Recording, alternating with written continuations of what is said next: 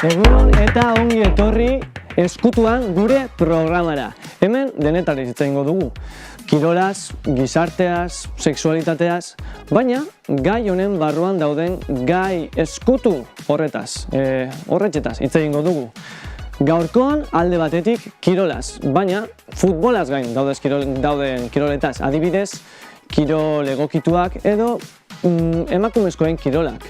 Bestetik, gure zalantzak eta gai tabuak argituko ditugu hezkuntza sexual eta erotikari buruzko elkarrizketa batekin. Bai, gaur eta beti hemen izango dugu kolaboratzaile finko bat, Aner Olaizola. Kaixo, Aner, sukaldean zauz, ezta? Bai, Unai, ikustezunez, hemen txedakat, labetxo bat, mikrobinak, iturri bat eta hainbat utensilio gehiago, baina bai, gaurko gaia sukaldean dago kokatua. Beraz, gero esango dizut zehazki zerri buruz den. Ideiaren bat hola egiten duzun. Ederto, Aner, eskerrik asko. Bueno, Anerrek egingo duena, astero izango da gai desberdin bat ekarri eta gai honen bitxikeri eta informazio ezkutu hori, landuko du gurekin. Eta hau da dena, beraz, astera doa Ezkutuan.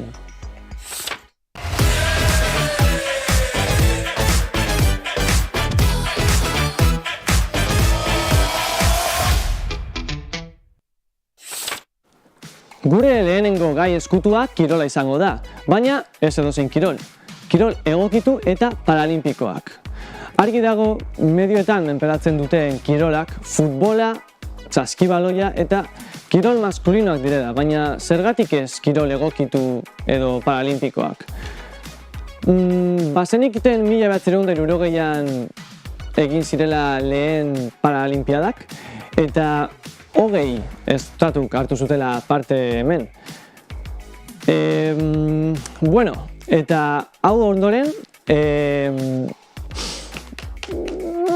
barkatu, aldo berrepikau, tio, bezira ziratik, eske... Tio, zuzenean gauz? Bale, barkatu. Bueno, bai, sartu bideo, venga.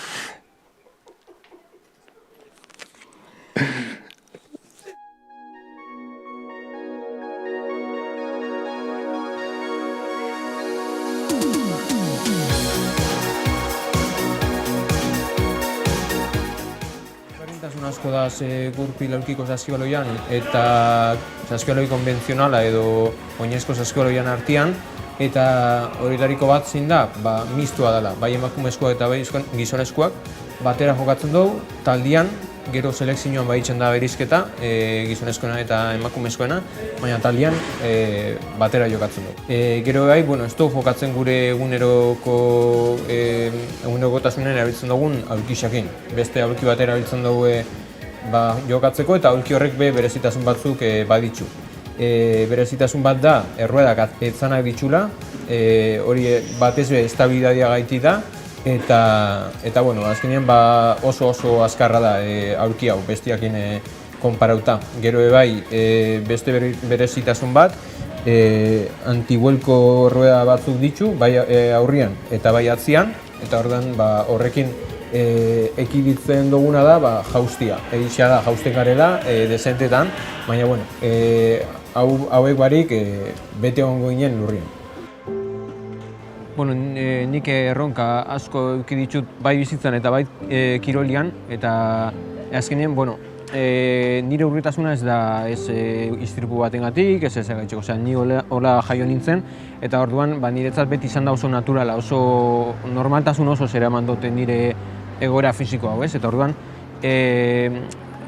bueno, egisa da nire gurasoen partetik be nahiko, bueno, babes asko jaso dutela, azkenean urritasun bat daukagun pertsonok hori pasatzen da, ez? Azkenean babes asko jasatzen dugula gure gurasoen partetik. Eta kirola izan zen, bai, pixkat libertade edo, bueno, askatasun askatasuna lortzeko erabat, ez? Notau nauen horretan, eta bueno, gero autosufizientzian, eta pila bat gauzatan, ez? Eta orduan, nire erronka nagusiak horrek diela esango nauke.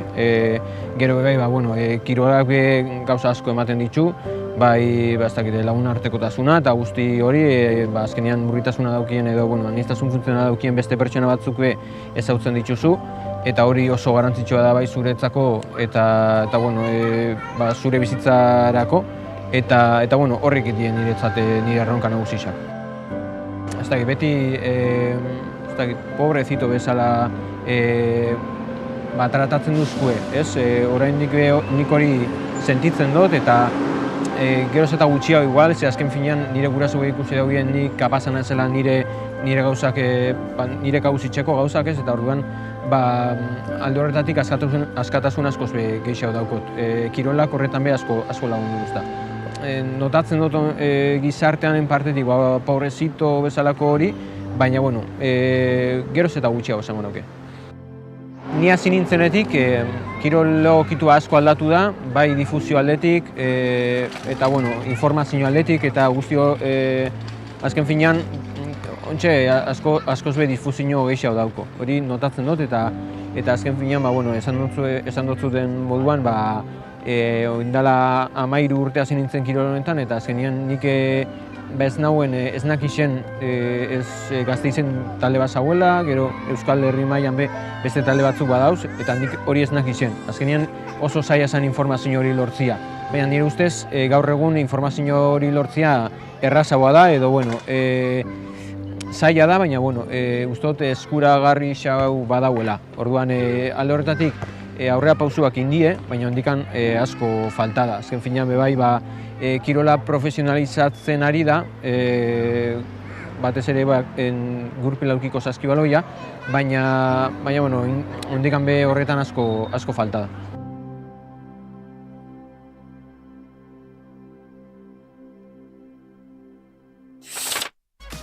Bueno, barkatu lehengo eragozpenak, eta bueno, hau Martin Perez izan da. Martin gurpil aurkiko saskibaloiko jokalari profesionala da, eta Gasteizko zuzenak taldearen kapitaina da. 13 urteko ibilbidearekin eskertu nahi diogu beraren esperientziak eta ezagutzak gurekin partekatzea. Eta orain, eskutuan egon den beste kirol eta kirolari batzuk aztertuko ditugu, emakumeak. Hala ere, egia da azken urteetan eta gaur egun asko beto duela emakumeen kirolen gaia, ikusgarritasun asko lortuz batzutan, kirol batzuetan, adibidez futbolean, eta ziur nago garrantzia gehiago jungo dela irabazten. Eta, murgiltzeko gehiago gaian, kolaboratzaile bat ekarri dugu, Jone Jun Duralde. Kaixo, Jone, zer moduz? Kaixo nahi. Bai, gaurkoan jolas batekin nator. Jolas hau jakiteko da ea zuk eta gure ikusleek zemadakiten kirol femeninoari buruz. Jolas honetan, atleten argazkia jarriko ditugu eta zuek asmatu beharko duzue nortzuk diren eta zer kirol egiten duten. Eta gaurkoan 3 emakume ekarri ditut. Lehengoa. Bakizu nor den emakume hau? Hau, txamarrakin taola, hotza, bufanda, mendixan ibiltzen da? Ez. Pista bat, pelota batekin. Pelota batekin, futbolarixa ez dotat ikusten, frontoian ibiltzen da? Bai. Eskupilotan? Bai, oso ondo. Bueno, bera, Maite Ruiz da. Bera, 14 urtera arte eskupilotan ibiltzen zen, baina 4 urteko geldialdiaren ondoren palara egokitu zen. Emakumeentzako alternatiba bakarra zelako. Munduko pilota txapelketan txapelduna da, eta bisexuen pilotari onenaren saria lortu zuen. Eta, bueno, urrengo emakumea, bakizun orden hemen, emoten honek, argazki honek pista batzuk ematen ditu, ez dakit, ikustot gitarria eta Rolling Stoneen kamiseta, ez dakit, talde baten jotzea du gitarria, o? Ez, kirolari bat da, unai. Kirolari, bueno, Barçan eskudoa, ez? Izango da, futbolarixa. Oso ondo. Bueno, bera Irene Paredes da. Bera Urola futbol taldean hasi izan eta gaur egun futbolari profesionala da. Bilbon eta Donostin jokatutako txapeldunen ligan aritu zen eta 2023an emakumezkoen munduko futbol txapelketan Espainiako selekzioaren parte izan da. Eta, bueno, oin azken emakumea, hau ezaguna itxezat. Bai, hau bakizin da, hau da Oiana Kortazar. Bai, bueno, bera Oiana Kortazar da, Legetar mendi korrikalaria da, eta 2 aldiz Zegama Aizkorri irabazlea, eta 3 alditan Espainiako mendi lasterketen txapelduna. Eta gainera Europan 2 alditan irabazi du. 2011an munduko skyrunning txapelketaren irabazle izan da baita, eta beste sari batzuk ere baditu, baina hori. Eta gaurkoan, berarekin... Gainera, sortonez gaude, berarekin hitz egiteko sortea izan dugulako, eta ziur nago lagunduko digula kirol femeninoan murgiltzen eta beran kirolean bebai murgiltzen. Beraz, goazen ikustera zer kontatu digun.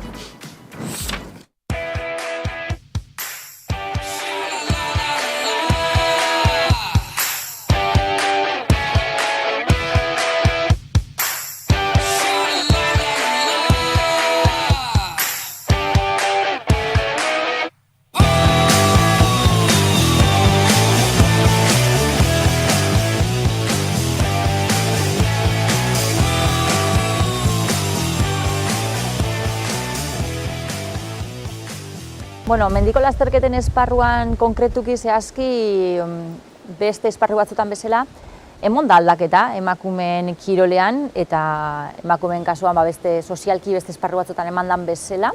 Ondiokan ere badare, egoera pixkat minorizatzen dozkuenak edo eta protagonismo gehiago emoten jakuena gizonezkoei, baina esan lehike eman diala aldaketak emakumezkoen kirolean, zehaitxik, adibidez, gaur egun batez ere telebistan retransmititzen dian mendiko lasterketetan, lasterketa horietako askotan, emakumeen irteera izaten da. Edo egun ezberdinean, hau da adibidez emakumeen alarun bata gizonena igandean, edo eta ordu erdi inguruko diferentziakin irtetzen ga, hola esklusiboki guri atentzioa eskaini ahal izateko.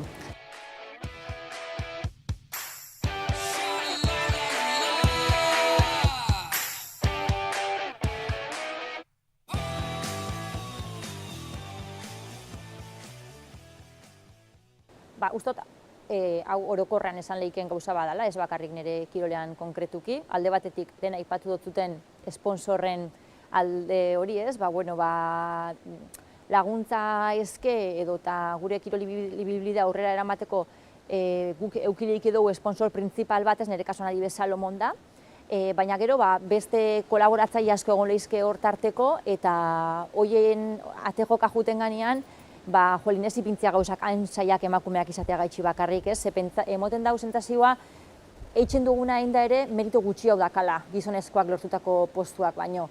Horren hori pixka frustrantea da, ze ikusten dozu igual gizon batzuk edo mutil batzuk errezau lortzen dituztela gauzak eta zu joaten zeanean marka berdinan gana pentsatzen edo eta konfiantza maila batekin esan ez, nik uste dut ere lortuko gula, ate guztiak izten dutzu ez eta hori pixkat frustrantea da.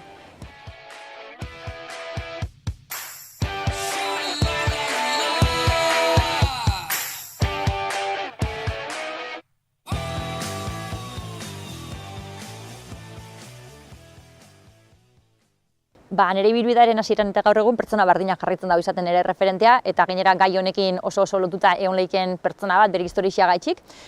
Da neska euskaldun bat, Aiakoa, Nerea Milibia dauka izena, gaur egun dauzka 52 urte dola, jarraitzen dago mendiko lasterketak eitxe, baina gaur egun bakarreko lan pixkat Euskal Herri mailan. Eta ez dauka lehenko sasoi fizikoa, ez dago hain forman, inundiko inora bez, baina berandako hori ez da izan motiboa retiratzeko lasterketetatik, ez? Ni hasi nintzanean, gogoratzen naiz, lasterketa guztietan nik berai aldapa gora irabazten notan eta aldapa bera beti harrapatzen zoztan da, hasierako urteko lasterketetan beti berak irabazten zeban.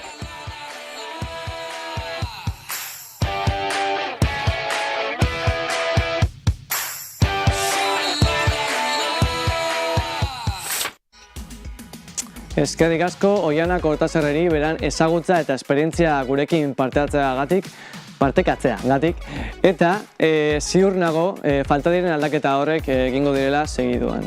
Eta ontxe aldaketez hitz egiten gai aldatzeko momentua da. Orain asteko gai eskutua jorratuko dugu eta honetarako gure kolaboratzaile Maitea ongi etorri emango diogu, ez?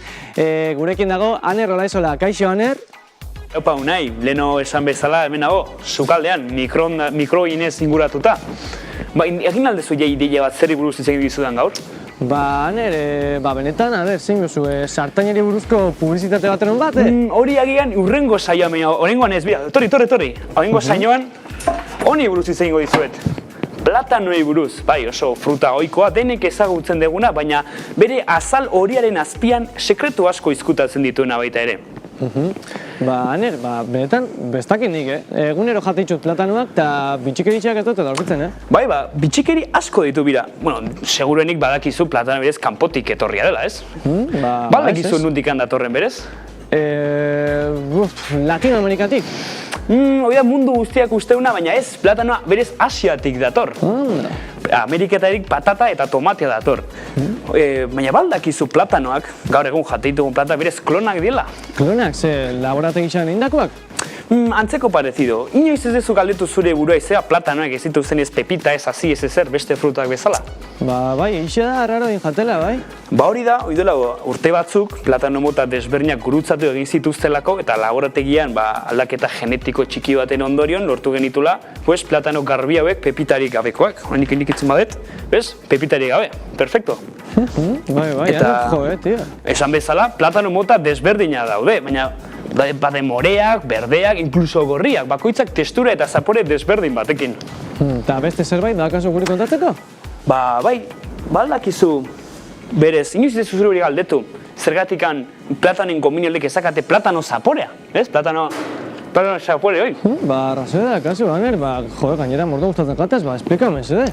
Hori berez da, leheno, zegoela platano mota bat, ezela Gros Michael, ezagutzen platanoen oso antzekoa, eta 50. hamarkadan onjo baten ondorioz, estingitu izela, desagertu zen. Eta platano izan zen, gehien esportatu izan zen platano mota, eta horren ondorioz, gominelan zaporea egiterako garaian, erreplikatu zutela Gros Michael platanoaren zaporea, eta esan dezakegu, ez dela guztiz galdu hor, gominetan gelituelako haien zaporea. Aner, benetan oso interesgarri xa. Beste zerbait daukazu? Eta datu hau agian pixka bat larrituko zaitu, baina balzenekin platanoa puntu erradiaktibo bat daukala. Erradiaktiba? Lasai, ez dator Txernobyletikan ez ezer, platanoak daukan potasioaren zati bat, beren isotopoa erradiaktiboa, baina lasai, kalkulatu dugu eta gutxe gora 20 milioi platano jan beharko genituzke erradiazioaz hiltzeko. Ederto, orduan ez gara ego, ez da, Aner? Oaingoz ez. Baina, etorri. Niko haingoz ez ditut datu gehiago, premendeako jendea, agian beste daturen bat hola badakala. Zu badakazu daturen bat? Egia esan, platanua gaizki jartzian arrazoia da behaiek ez dakitela noiz dauden soldatzen dute kimiko bat, joteko heltzen, baina helduak daudenean ez dakite noiz dauden helduak, aske jarraitzen dute bakteria hori edo kimiko hori soltatzen, eta horregatik jartzen dira platanoak txarrak. Datu hori ez nekin ez da nik, unai. Zuko altzerekin hori, unai? Ez, asko horretu dit, benetan. Bitxikeria, edo. Ederto, Aner, ez zer gehiago ez? Ez daka gaurkoz, ez gehiago kontatzeko. Hori, erikaz gaude, jakitzeko ze ekariko eskuzun, urrengo astean, ez da? Urrengo astean egian sartaiez buruz hitz egingo dizuet. Sartaiez buruz, ederto. Horretan itxoitzen egongo da, eskerrik asko, Aner. Eta oraintxe, har dezagun atxedentxo bat, publizitatea datorrelako, baina gelditu gurekin, ondoren, elkarrizketa oso interesgarri bat daukagulako hezkuntza sexual eta erotikari buruz. Beraz, ontxe arte.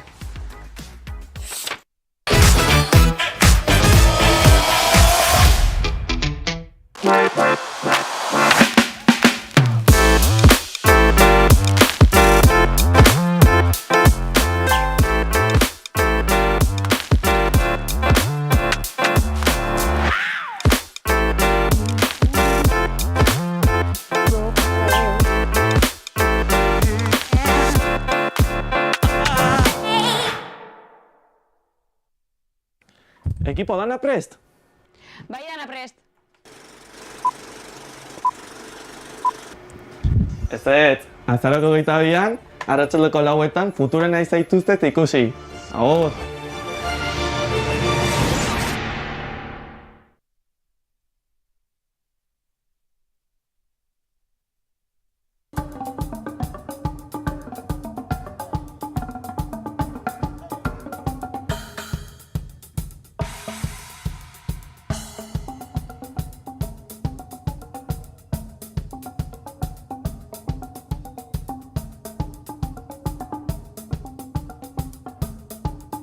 Etxetik, platora, sasoian ostegunero 7:00. Ostegunero bezala, zer berriren saio berri bat ikusgai. Elkarrizketa bikainak, asteroko berri aktualenak, bitxikeriak eta askoz gehiago. Beti bezala, Mu Telebistan. Euskal Herria eta haren ohiturak. Euskal Herria eta haren gastronomia. Baina zer dakigu horri buruz? Gipuzkoako gastronomian murgildu nahi baduzu, ez galdu Zazpida Jan programa. YouTube plataforman ikusgai azaroaren 23an 12etan.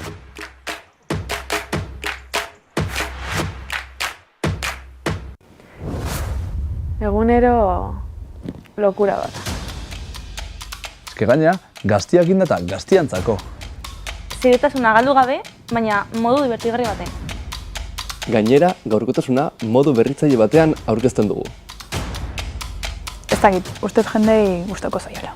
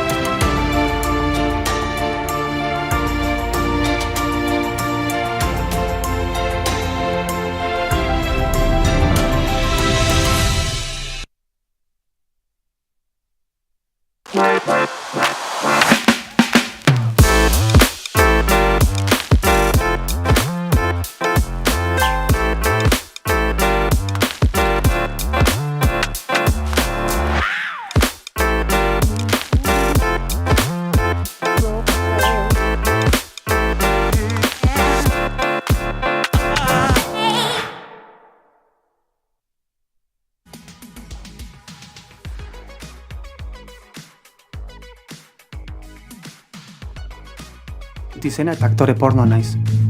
Hilabete pare bat daramat zure semeari. Orain, gizartearen funtsezko bi gai jorratuko ditugu, hezkuntza sexuala eta erotika. Biak bizitzan, informatuta egotea hauetaz, oso garrantzitsua da gure bizitza bera aberazteko.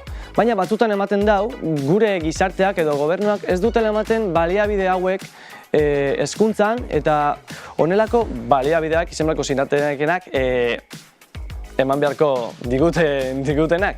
Baina horretarako, nire nahi izango pertsona hori, horretarako aditu bat ekarri dugu izango dela Iñaki Olaizola, beraz ongietorria eman dezagun Iñakiri. Kaixo Iñaki, zer moduz? Kaixo, ondo, zuek. Bai, oso ondo. Iñaki, lehenengo galdatu dut, esan didate, Pitxilin Gorri bi sex shopak dakazula Donostian, ezta? Bai, bata Pitxilin Gorri da eta bestea Bitxigorria da. Ah, Bitxigorria, bale, eta zer moduz doiaz? Zure enpresak. Hortxe goaz, pixkanaka, ondo. Nahi gozu zure aurkezpentxo bat itxia... Beira, nire aurkezpena arresa da. Guk Pitilingorri denda iriki genunian, guain ala ja 28 urte, beti pentsatu dut normaltasunak normalizatzen lagunduko zula, ez? Eta saiatu ginen denda normalizatu bat egiten. Donostin bat zeuden beste biden da, baina oso itxiak, oso ilunak, oso morbosoak edo bai. Eta gu saiatu ginen beste kontzeptu bat irikitzen, normaltasun hori bilatzen, ez? Izan ginean, ez dakat, nik dakidala behintzat, munduko lehenengo sexiopa zentro komertzial batean. Oiartzungo mamuten iriki. Nik dakidala bai. Orduan egisa da. Bai, ausartak. Ausartak. Bale, bai. Ederto. Gero Donostin iriki gendun, eta beti pentsatu zori, ez? Normaltasuna lagunduko zula. Gertatu dana da, merkatua inbeste normalizatu dela, hezkuntzaren falta, erreferente bihurtu dela. Eta orduan, bizi dugun eredu erotikoa da merkatuari komeni zaiona. Eta merkatuaz hitz egiten detenean, hitz egiten dut bai pornoaz, eta baita salmentaz, ez? Vibradoreak eta katxarreria guzti horri buruz, ez? Azkenean eredu erotiko bereina bultzatzen dute gehiago saltzeko. Eta ni pixkat horren kontra nago. Bide horretan, konturatu nintzanean merkatuak ja etzula ezer aportatzen, etzula ezer laguntzen, indartzen zula esan dugun eredu erotitxar hori, txiki hori, bitxigorria iriki genuen. Bitxigorria da, pixkat gure evoluzioa adierazten duen denda bat. Pitilingorri iriki genunean izan zen izen katxondo bat, gorritasunak euskeraz dauka konotazio erotiko bat, hizkuntz gehienetan bezala, eta pitilina bitekin idatzia ezan pixkat zerbait inosentea bezala, ez? Iriki genuen, bitxigorria jarri genion izena, gorria mantenduz, baina pitilina izenetik kendu genuen desgenitalizatzeko. Proposatzeko erotika ez bakarrik genital bat, bale? Eta bitxigorriak esan nahi duena azken finean da, gizon emakume bakoitzaren gorritasuna edo sexualitatea berezia eta bakarra bitxia dela. Eta ni saiatzen naiz beti dendan bitxitasun hori azpimarratzen. Orduan ez da denda bat hainbeste produktutik sortutakoa, baizik garrantzia emanez erotikari eta guretzat erotika dalako garapen pertsonalerako erraminta oso potente bat, eta horregatik erlijioek estutzen dute hor. Ederto. Eta, hori da pixka bat, gure bidea merkatuan, eta saiatzen gara beste eredu erotiko batetaz hitz egiten. Aurrera jarraitu, mesedez, eta, hasteko gure elkarrizketakin, erotika eta hezkuntza sexualari buruz, azaldu dezakezu zer dan erotika? Niretzat, erotika erlazioa da. Gertatzen dena da, bizi dugun eredu honetan, oso mekanizatuta bizi dugula, ez da? Oso mekanikoa, oso genitala, oso orgasmikoa, oso matxista, oso txar guztiak. Eredua daukaguna da gizonezkoentzat? Bai, eske gauza asko lotu egiten dira hemen, ez? Eredu erotikoa da matxista, dalako gure eredu erotikotik sortutakoa. Gure eredu erotikoa da oso genitala, oso mekanikoa. Nik faltan botatzen dut erotikan komponente emozionala. Eta beti hori izaten dut, ez? Bera, kamaren artean gaude. Bizi dugu erotika zoomin batekin. Egin behar dugu zoom out bat, perspektiba hartu eta erotika bere osotasunean ikusi. Hor emozionaltasuna, xamurtasuna, beste komponente asko sartzen dira eta ikasi behar dugu horietaz disfrutatzen. Galdera da, nola? Eredu erotiko, gizonen eredu erotiko batetik nola lortu emozionaltasuna garrantzia hartzea, ez badegu gizontasun eredu aldatzen. Orduan gauza asko hor lotu egiten dira, bai. Hortarako hezkuntza behar dugu. Baina ez hainbeste sexu hezkuntza. Zatik ulertzen dugu sexu hezkuntza dela, ikastea, preservatibo bat jartzen, gaixotasunak... Azken urtetan dugu ikaste bezala, azken urtetan edo sexologia... Eukibadezue, hori eukidezue. Eta behar deguna da sexuen hezkuntza. Ikasi behar dugu bizitzen gure gizontasuna edo eta emakumetasuna. Eta hor sartuko dira gure erlazioak, eta hori da erotika, ez? Erotika erlazioa da. Zure ustez pixkat hezkuntza igual hobetemeko zame bai ez, eskuntzan. Bueno, egin behartzan, lehen da bizi egin. Uste ez dala egiten. Egiten baldin da espedientea kubritzeko eta oso gainetik dirua, berda. Orain gastatu dute diru pila bat, kanpaina bat egiten pornoari kulpa botatzen eta ez dakite ez detu lortzen, ez? Esaten dute ez utzi pornoaren eskutan zure semen hezkuntza edo horrelako zerbait. Eta sinatzen dute kanpaina Eusko Jaurlaritza, diputazioak. Claro, gero ez dago hezkuntza. Eta partida, diru partida hezkuntza hori egiteko nun da. Hori faltan botatzen dut. Hori eta medioetan ere erotika beste modu batetan tratatzea, ez? Pixkat horrela, hemen ari gen modu hontan. Eta badakizu zerbait, kanpaina horretxetaz, edo... Ez, entzun detena bakarrik, eta gehi ez deten maizute ez detu lertu. Guraso bezala batzutan pentsatzen niri bronka botatzen nahi dela. Esan ez, nik utzi detela nire semeen hezkuntza pornoaren eskuta. Ez dut gehiagi ulertzen kanpaina. Etorri beharko luke, atzetik diru partida potente batekin, kanpaina hori egiteko, ez? Bueno, txarongo dugu pixka eta bere egiten dan, eta hasi behar dugu egiten, eta denek gure arloan hasi behar geha hori jorratzen, hori lantzen, eta esaten medioak. Zenbat aldiz? Medioetan, ze ustezu medioak, edo ze laguntza ematen da medioak honetan? Medioak indartzen dute eredu erotikoa. Zenbat aldiz deitu diaten eri medioetara, vibradorekin eta juteko, eta vibradoreak eta azaltzen, eta produktua. Hor jartzen dute fokoa, eta fokoa ez dago hor. Garai batean agian, bai, izatik, garai batean, normalizazioa ere prozeso bada, ez? Skailera bat ez dugu golpez igotzen, ez? Eta, bai, ulertzen dut, momentu batean, hortaz hitz egin beharra, baina gaur egun telebista batetik, irrati batetik deitzea, eta zein da hostailu, gehien saltzen duzun hostailua? Piskat saltzera saltzen da, ez? Bai, saltzen da hori, eta horrek ez du ezer aportatzen. Hori ez da, eta ni beti saiatzen naiz, nire diskursoa saltzen, ez dira hostailuak, dira tresnak, jolas erotikoa defendatzen dut, baina jolasa da gure artekoa ez ni vibradore batekin. Vibradorea da gehiago tresna bat, ez? Hostailu bat baino gehiago. Eta, horrelako gauz txikiak esaten. Eta orduan, bebai, zer egin dezakete bebai, ointxe, edabideek honi laguntzeko? Nik uste dut, nabizi, benetan saiatu behar gehala argazki bat ateratzen eta errealitatea ikusten, eta pentsatzen nola pornoari kendu daukan protagonismoa, ez? Nola egin kontrapesoa. Galdera da, zergatik nola pornoa bihurtu da erreferente? Urtetan eta urtetan ez dalako ezer egin. Orain, berandu iritsi geha. Niretzat arazoa ez da pornoa. Nik ez dut pornoa defendatuko, baina arazoa ez da pornoa. Arazoa da pornoa erreferente bihurtu dala. Erreferente bezala pornoa txarra da, bai, oso txarra. Batzuk defendatzen dute porno hon bat egin behar dela. Hezkuntza ona jasotzeko, nik pentsatzet hori txorra da badala. Nahi dut hezkuntza, ez porno hon bat hezkuntza emateko. Eta pornoaren bigarren arazoa, eta hau bai oso grabea dela, da accesibilidadea. Zinezkoa da pentsatzea, behatzia, marramaik amabi urteekin, ume bat pornoa ikusten dula, bere telefonoa, bere... Hori ez dinezkoa da. Esaten dute, ez dindala kontrolatu, baina nik ikusten dut gure diruak bankutan internet bidez gestionatzen ditugula. Gaina, ontsak gero eta gaztea bakartzen da mobilek eta hola.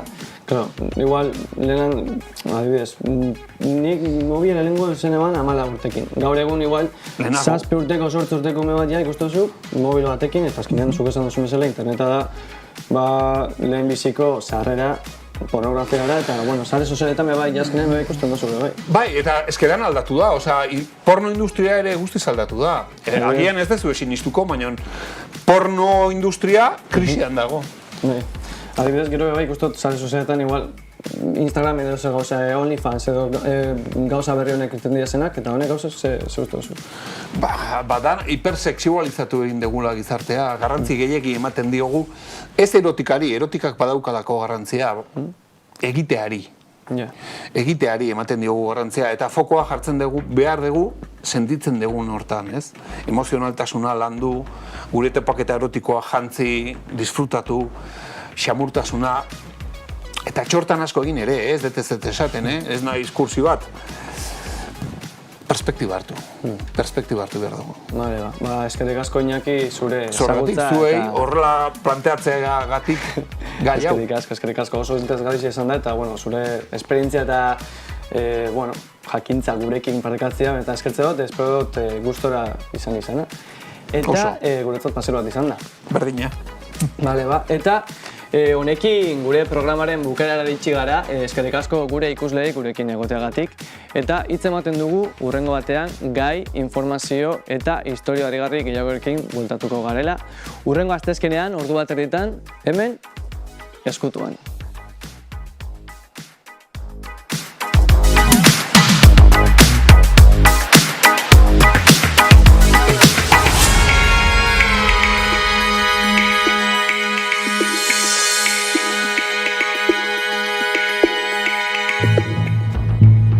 Pornoa emakumeen aurkako indarkeriaren eskola da.